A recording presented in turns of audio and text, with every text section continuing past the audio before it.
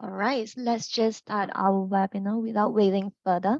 Right, again, good afternoon, everyone, and welcome to today's webinar, which is the basics of payroll in Singapore. My name is Chelsea, and I'm a payroll consultant and employment hero. I'm based in Singapore as well. So this webinar will take around probably 30 minutes to 40 minutes. And just to let you know, we will allocate time at the end of our webinar for your questions. So please don't hesitate to type your questions in the box down the bottom of the Zoom screens. And towards the end of the webinar, we will just try to get to the questions as many as we can. All right, so another things that I would like to let you know is that this session will be recorded and it will be made available as an on-demand webinar after the event. Okay, so this is the agenda for today's webinar. We will be covering how does payroll work in Singapore, salary and payments, the yearly reporting, payslips and pay records, common mistakes in payroll, and lastly, we will cover what is payroll software and how can it help. All right, so how does payroll work in Singapore? So generally, the payroll will refers to the people who work at a company and the amount of money they will receive for the work that they have completed. So generally, if you hire somebody to work under your company, then this is where payroll arises, where you will have to pay your employee. Okay, in Singapore, salary payments, deductions, and all the variable wages will be governed by the Employment Act, or we commonly known it as EA. Okay, so the Employment Act in Singapore will be the primary piece of legislation governing how payroll works in Singapore. The Act will actually apply if you are an employee working under a contract of service with an employer. So generally, it will cover local and foreign employees, people employed on a full-time, part-time, temporary, or contract basis. And if employees paid, whether it's paid hourly, daily, monthly, or even piece rated, it will be covered as well. However, it will not cover people who is employed as seafarers, domestic workers, statutory board employees, or civil servants. All right, so basically, Employment Act, there are really many different aspects of it. But in this session, we will not cover everything because this is only the basics of payroll. But we will definitely let you know some of the things that is very important governing your payroll here in Singapore. Okay, so for salary and payments, thankfully for payment of salary, apart from a very few exceptional circumstances under the Employment Act, an employer must pay their staff members a salary at least once a month. Okay, this payment must be made within 7 days after the end of a salary period. All right, in alignment with the Act itself, the salary refers to basically the remuneration, which this shall include all the allowances paid for the work completed under the contract of service. And also when it comes to the payment itself, it shall be paid on a working day during working hours at the workplace, or if let's say there is any agreement between the employer and employee, it can be at another place as well. Other than that, for the payment that is made by the employer, it can be into the employee's bank account or via a check. But what do you have to take note about check payment is that the payment is only considered as complete after the check has been cleared. Okay, and also other than that, there are also some of the items not included as salary that you might want to take note. So for example, that will cover things like the value of accommodations, utilities, maybe other amenities. Traveling allowances is also not part of salary. Payments for expenses incurred during the work, gratuity, or even retrenchment benefits. Those will not be considered as salary. Right, moving to monthly wages and daily wages. In Singapore, salaries can be paid monthly or daily. So when we mention monthly wages, it's usually the month's portion of the employee's annual salary, Whereas for daily wages, they can be grouped as the gross rate, which is for the pay for public holidays, paid leave, salary in lieu, and salary deductions, or the basic rate, which is for the work on rest days or public holidays. All right, next is regarding to the payroll tax. On general basis, employers will not need to withhold the payroll tax for employees in Singapore. Employee will be responsible for their own annual income tax declaration, which is paid directly to a local tax authority. Right? However, some things that you will have to take note here is that if tax clearance is required, then employer will need to withhold the salary of the employee. Moving to the salary deductions, there are some very specific rules governing the deductions here by Singapore Employment Act. An employer may be required to deduct an employee's salaries by court order or any other valid authority. So this may also occur if employee is declared as an agent for the recovery of the income tax. So an employer must receive approval from Commissioner for Labor before they are able to make a salary deductions. Basically, those deductions should never exceed 20% of an employee's salary for the month itself. So actually in the MOM website, you will be able to find a list of allowable deductions, but there are a few that I can let you know here is that you will be able to deduct salary for absence from work, damage or loss of money or goods, CPF contributions for sure, recovering any advances or loans, overpaid salary to the employee, and lastly, definitely the payments to a registered cooperative society, like for example, your SHG contribution. Okay, for deductions, please be aware of the implications of it. I'll definitely recommend you to check for all the deductions because the allowable deductions for money itself is actually 20% of the employee's salary. All right. And last but not least, which is the public holidays and payroll. Basically, employees on a full-time salary will definitely receive paid public holidays. And this is usually factored into their total salary package.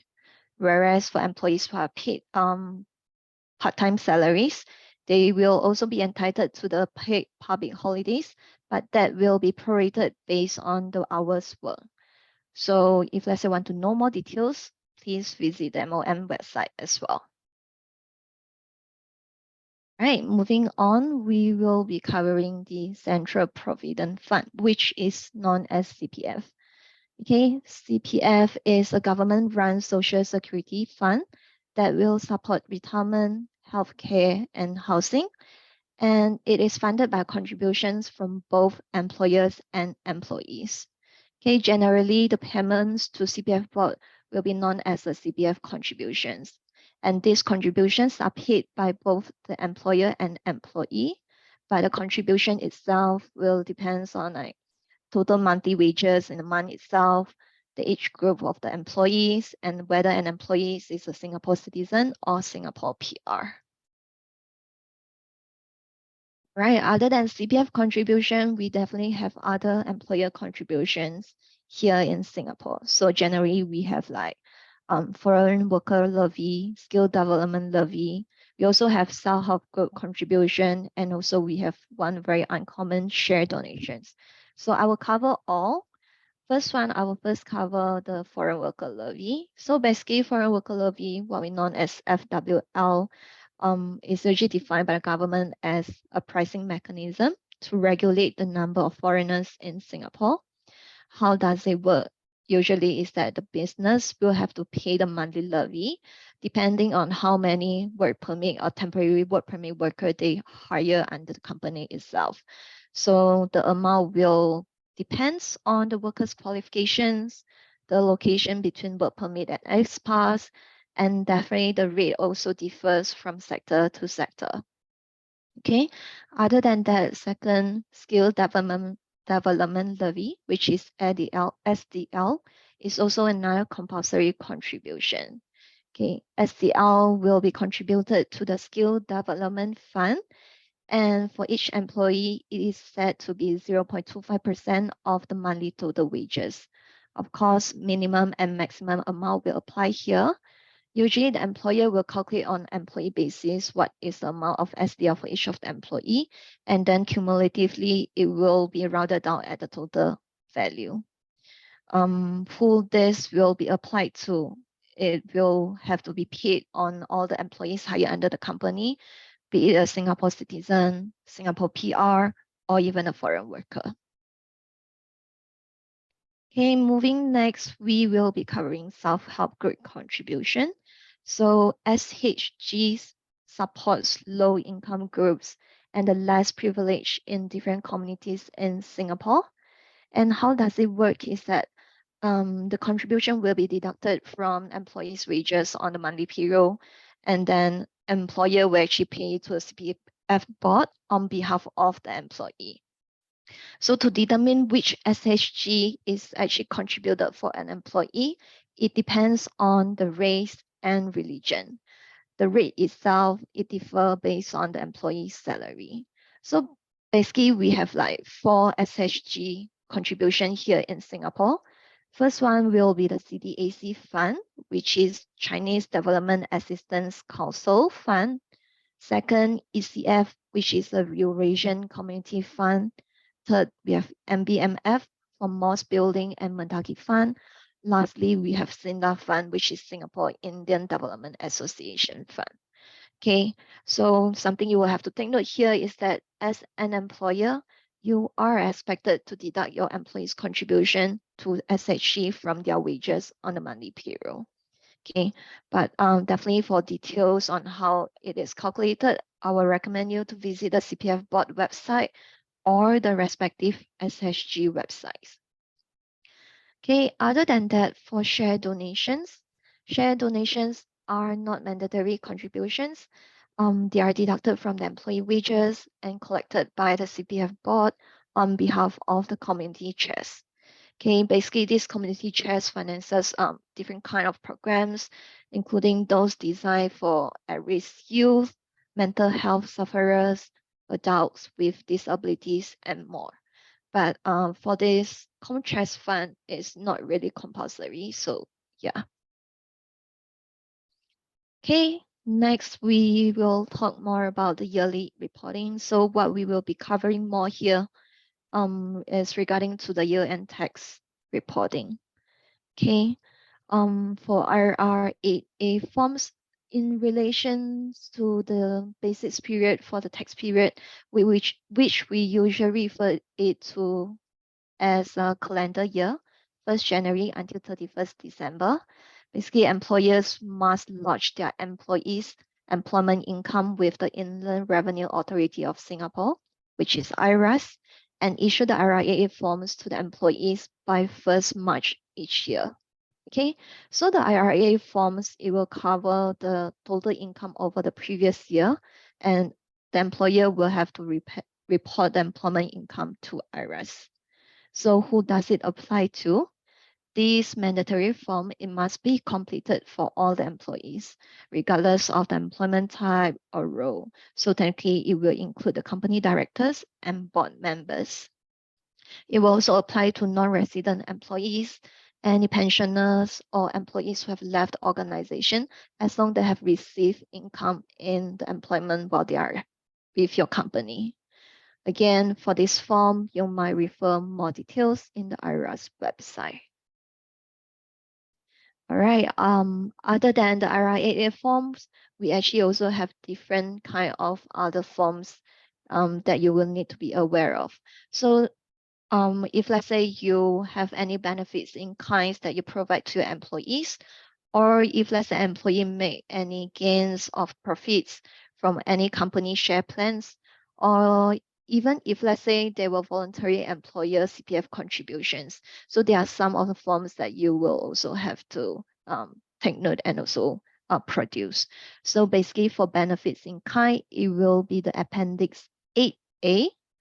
Employee share plans report, it refers to the Appendix 8B, whereas SS CPF contributions report, it will be the IRA 8S.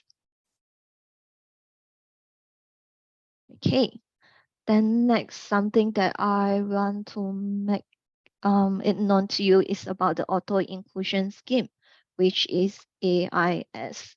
So what is AIS? AIS is a tax scheme administered by the IRS where employers can submit the employment income records of the employees electronically.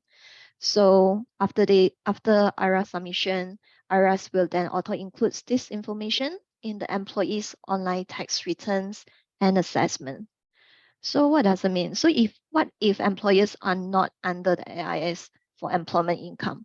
It will mean that employers who are not under AIS will have to provide a hard copy form RAA and appendices to their employees by 1st March each year to file their income tax returns. So if let's say they are not under AIS, employer will not need to submit the forms to IRS.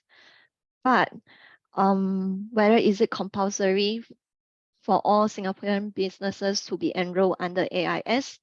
Basically, from 2023 onwards, this is a very important note where it is compulsory for Singapore businesses to join the AIS if you have 5 or more employees in the company. Okay, other than that, employers who have been identified by IRS to join AIS will also receive a notification letter. So if let's say you receive the notice to file employment income of employees electronically under AIS, you will also be required to join the scheme. Okay, but regardless of that, for all companies, definitely it is encouraged to join the IRAS AIS regardless of your size or number of the employees in your company. Okay.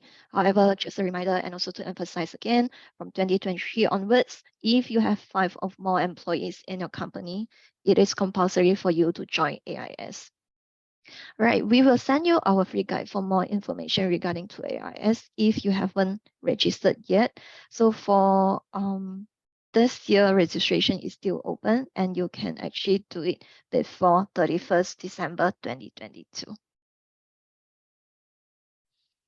Okay, moving next, we will go into payslips and pay records. For payslips, generally providing itemized payslip is another compulsory requirement of payroll in Singapore. So this is something that most of the employers are not really aware of about the requirement of itemized payslip. So every employee covered under the Employment Act, they must receive one payslip every time they are paid. If you are unable to issue a payslip together with the payment, basically your employees must receive it within 3 working days after they receive their salary. Okay, so this is some of the payslip requirements of an itemized payslip. So generally, it must include the full name of employer, full name of employee, the date of payments, basic salary information definitely, which will include the basic rate of pay, whether it be per hour or the monthly basic salary, total number of hours work, and definitely the start and end date of the salary period. Okay, it shall also cover any allowances paid during the salary period, be it fixed or ad hoc. Other additional payments like your bonuses, any rest day pay, public holiday pay, or even incentive, things like that shall be listed in the payslip as well. So it's the same for deductions. Any deductions made for each salary period, such as fixed and ad hoc deductions, or items like overtime hours paid and start and end date of the overtime pay period, it will and it must be included in the itemized payslip. All right, so basically payslip is a form of your payroll record. So what's the requirement of your payroll records here in Singapore? Basically, employers must keep a record of all payslips that is sent to their employees. For any current or existing employees, records must be kept for the previous 2 years. Whereas for employees who have left the business, records must also be kept for the prior 2 years of employment and continue to be kept until a year after the employee had departed from the business. All right, so basically we have covered the most basic aspects of payroll in Singapore. We have covered things like the contribution, CPF, self-help group, the general aspects, which is the salary payments. We have covered basic portions of the year-end tax reporting. We have covered the pay slips and also pay records. So moving next, it's very important to talk about what are common payroll errors here and why could all these non-compliance can occur in Singapore. So basically the payroll system in Singapore is incredibly complex, I would say. So with different calculations, different employment types, levies, and also legal jargon to be conscious of. So it is actually no surprise that business can get it wrong like from time to time. But regardless of why these things occurs, the penalties can be quite severe. So it is really important to try to avoid all the mistakes and try to ensure accurate payroll here. Right, so what are the possibilities of these payroll errors? First will be the gaps in payroll knowledge. So it is very common that because of the expenses and resources required to maintain businesses in the company itself, it is very difficult. I mean, for larger MNCs can be possible, but maybe for SME, it is not really cost efficient to hire somebody just to do payroll. So it's very common that you have that one-man show covering maybe admin, payroll, and also accounting, finance, and etc. So there could be gaps in the payroll knowledge. I wouldn't say that your employee might have no knowledge in the payroll knowledge, but it might not be covering all aspects of the payroll itself. So there will be risks where knowing the ins and outs of paying your employees can be a complex task. And this is where we see employers can accidentally do payroll error. Okay, and what will be the solution here? Basically, it can be recommended for you to use a payroll software with built-in compliant rules that can help to support you through this learning process and also help to streamline some of the payroll operations. Okay, of course, it will be recommended for you to seek expert advice from an employment law expert when you are setting up your business and also your payroll. Other than that, a very common error here is inadequate record keeping. So, are you still using piece of paper to actually keep track of the payroll? And if yes, definitely you can definitely easily lose that piece of paper. Okay. Again, the solution here, basically in this digitalized era, so record keeping can be pretty easy.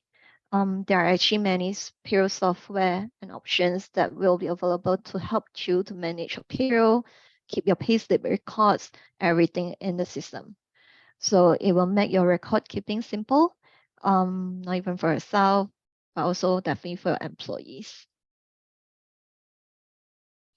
Okay, last but not least, also it can be due to incorrect setup of your payroll system.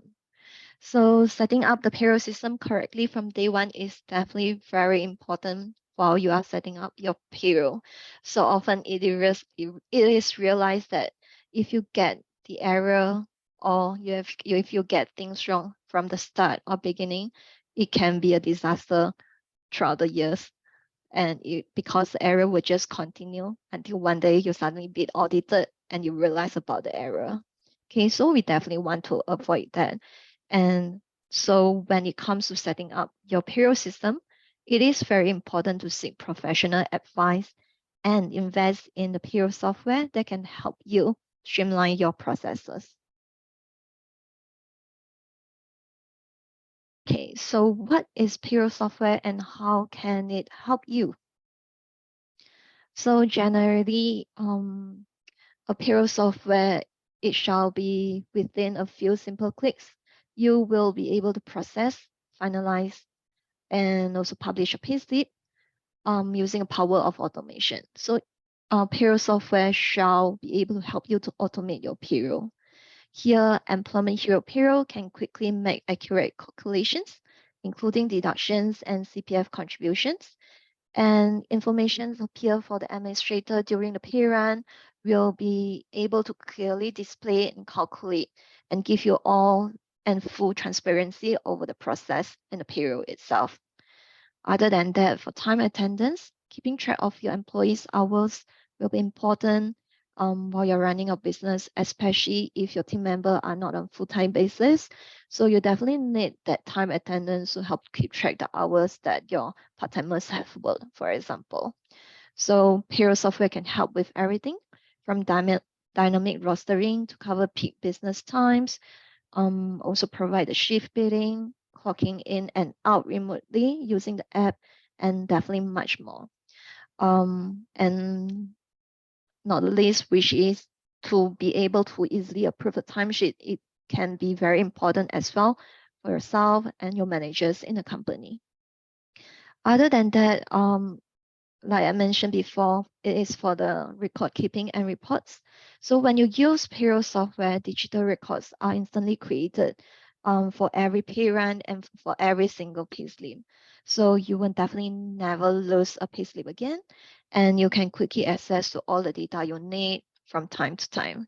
So I definitely will say that this will help you to cut down a lot of hours of administration as you will be quickly locating all the essential documents from the system directly.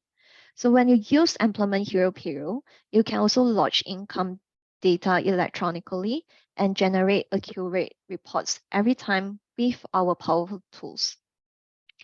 Lastly, which is something very important, is to stay up to date. So what we mean here is that the legislation can change from time to time. So understanding and complying with the Employment Act itself is basically one of the biggest challenge for businesses here, especially for the SME. But this is where software can help. So many payroll systems can have calculations of pay rates and deductions built in so that you will never have to manually calculate it. And in Employment Hero Payroll, we do have a very strong team here, and they are definitely up to date with all the changes in legislation. So if let's say there is anything being changed or being updated in the legislations itself, they will be informed and make sure that that is incorporated to the system. And when you use it, you will be ensured that it's automatically captured. Right, so this is basically interface how the app is looking like. I just want to ensure you we are fully integrated with IRAS, can pay your people faster than ever with automated payroll from Employment Hero. And Employment Hero Payroll will instantly calculate contributions, generate accurate data, and also take care of workforce planning. And it's all in one central place. Okay, can give you the compliance confidence you need. And we are also a team of employment law and payroll experts who can help you to set up your payroll systems with the latest legislation. Right, so that's the end of my webinar.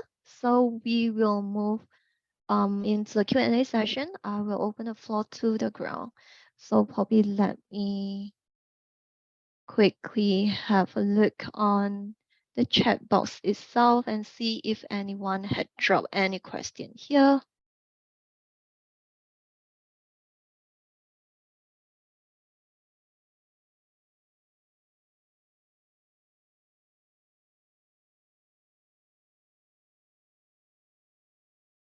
All right, does anyone have any questions to ask? Okay, so we do have a question from our participant here, which is how do we know whether our company is registered for AIS? Basically, it can be checked on the IRS portal itself. So probably what I can help you here is that I will let you know where you can go to the website to check whether you are registered under AIS after the session.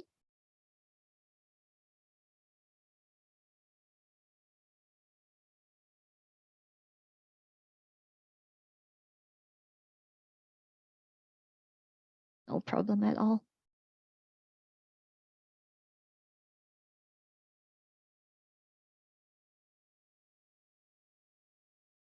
Do we have more questions from anyone?